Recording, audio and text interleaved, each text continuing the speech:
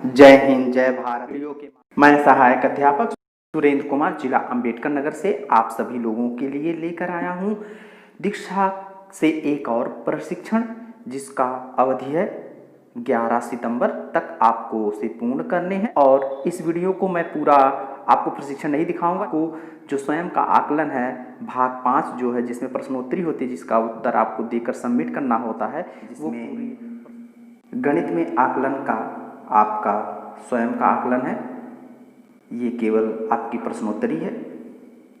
Training की पूरी video मैं आपको ऑलरेडी दे चुका हूँ। आप उससे पूरी प्रशिक्षण की ट्रेनिंग कैसे होगी पूरी जानकारी हासिल कर सकते हो उसमें, लेकिन ये केवल प्रश्नोत्तरी का है। आइए 5 भाग की शुरुआत करते हैं। आप इस एरो की बटन पर क्लिक करेंगे। पहला प्रश्न आपके सामने, रश्मि जी ने अपनी कक्षा में बच्चों को गणित का एक प्रदर्शनात्मक काम करने के बाद स्व आकलन करने को कहा। ऐसा करने से बच्चों को किस तरह मदद मिलेगी? आप एक से अधिक विकल्प भी चुन सकते हैं। तो इसमें जो आपका सही उत्तर है, सीखने के उद्देश्य पर ध्यान देना, खुद की समझ के बारे में सोचना, खुद को अंक देना।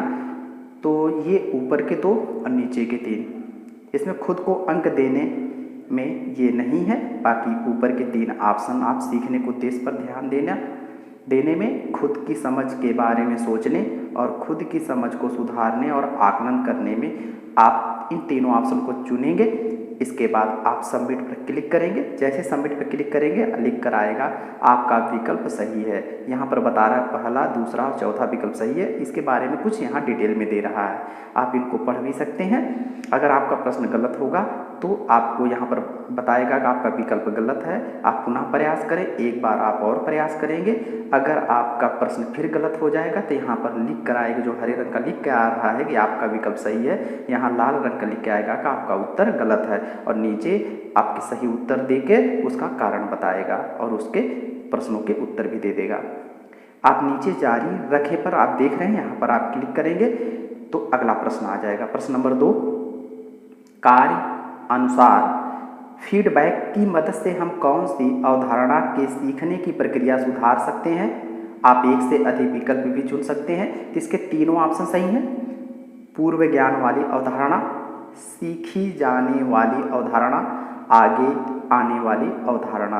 अब तीनों को सेलेक्ट करके सबमिट पर क्लिक करेंगे तो लिख कर आएगा आपका विकल्प सही है। नेक्स्ट प्रश्न के लिए आप जारी रखें पर क्लिक करेंगे। सीमा जी बच्चों को गुणा करने के अलग अलग तरीके सिखाना चाहती हैं। इसके लिए उन्होंने बच्चों के सामने 3 तरीके रखे और उनके बारे में चर्चा करने को कहा। क्या यहाँ उन्हें बच्चों के बीच हो रही चर्चा का आकलन करना चाहिए? तो इसका जो सही उत्तर है आखिरी है, चौथा, जिसमें लिखा है हाँ, क्योंकि इससे उनकी समझ और सोच के बारे में पता चलेगा।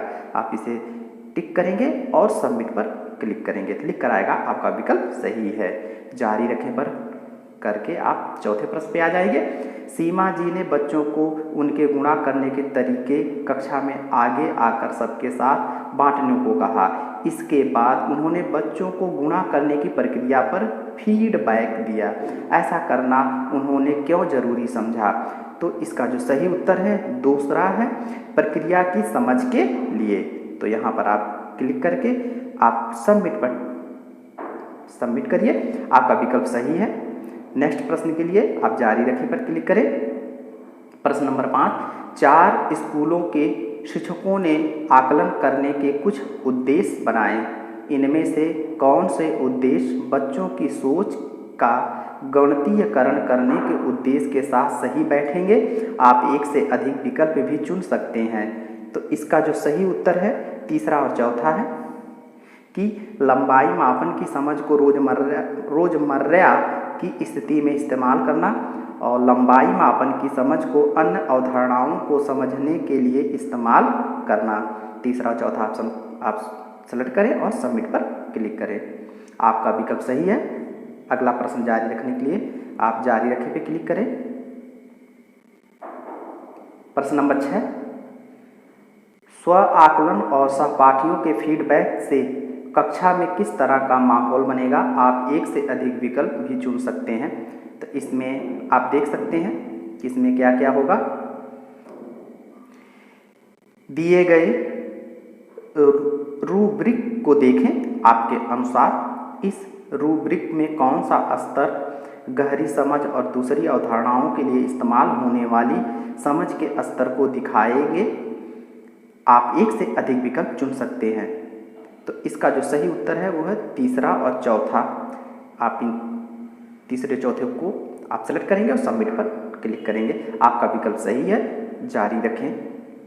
प्रश्न नंबर 8, करुणा जी ने अपनी कक्षा में बच्चों को एक परीक्षा पत्र दिया। इसे हल करने के बाद उन्होंने बच्चों को हर एक सवाल का हल ब्लैक बोर्ड पर करके दिखाया और उन्हें ही अपने हलों और उत्तरों की जांच करके अंक देने को कहा। बच्चों में स्व आकलन करने की क्षमता विकसित करने के लिए आप करुणा जी को इन विकल्पों में से क्या सुझाव देंगे? आप एक ही विकल्प चुन सकते हैं। तो ध्यान रखना है कि इसमें एक ही विकल्प चुनना है।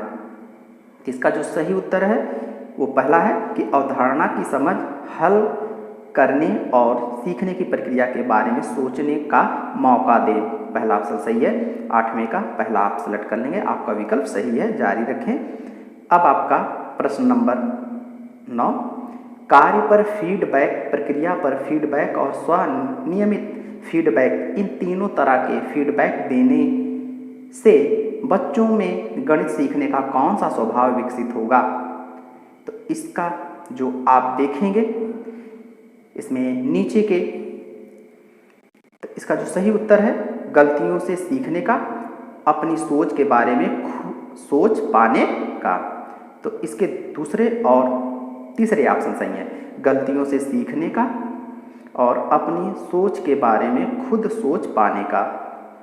तो इस तरीके से आप इसे क्लिक करेंगे, आपका विकल्प सही है। और प्रश्न नंबर 10, ये प्रश्नोत्तरी का आखिरी प्रश्न है। आनंदिता जी को आकृतियाँ सिखाने की योजना बनानी थी, इसमें आकलन को किस तरह शामिल किया जा सकता है? आप एक से अधिक विकल्प चुन सकते हैं।